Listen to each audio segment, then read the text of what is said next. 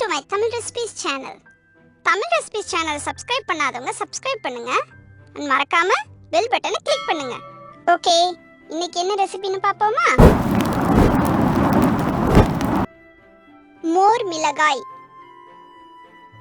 செய்ய தேவையான பொருட்கள்: பச்சை மிளகாய் 1/2 கிலோ, தயிர் 2 லிட்டர், எலுமிச்சம் பழம் 1/2 மூடி, உப்பு தேவைக்கேற்ப. எப்படி செய்யறதுன்னு பாப்போமா? நீளமான பச்சை மிளகாய்களை நல்லா சுத்தம் பண்ணி நீல வாக்குல வெட்டி வச்சுக்கோங்க. அத புளிச்ச தயிர்ல ஊற வைங்க. அது கூடவே எலுமிச்சை பழத்தையும் பிழிஞ்சு உப்பையும் சேர்த்து நல்லா கிளறிட்டு இந்த கலவைய ஒரு 24 மணி நேரம், அதாவது ஒரு நாள் ஃபுல்லா ஊற வச்சிருங்க. மறுநாள் இந்த மிளகாய்களை எடுத்து நல்ல வெயில்ல ஒரு நாள் ஃபுல்லா காய வைங்க.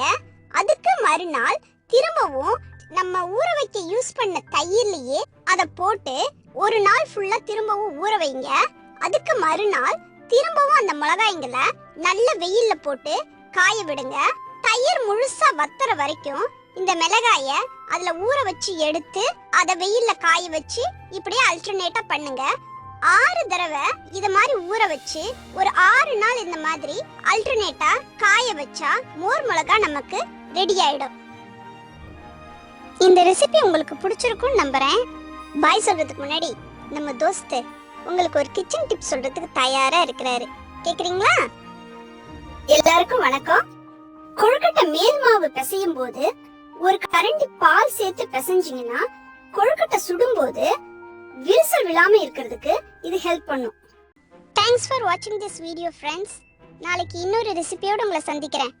ரெசிபியை உங்க இமேஜினேஷனுக்கு தகுந்த மாதிரி வேரியேஷன்ஸோட ட்ரை பண்ணி பாருங்க.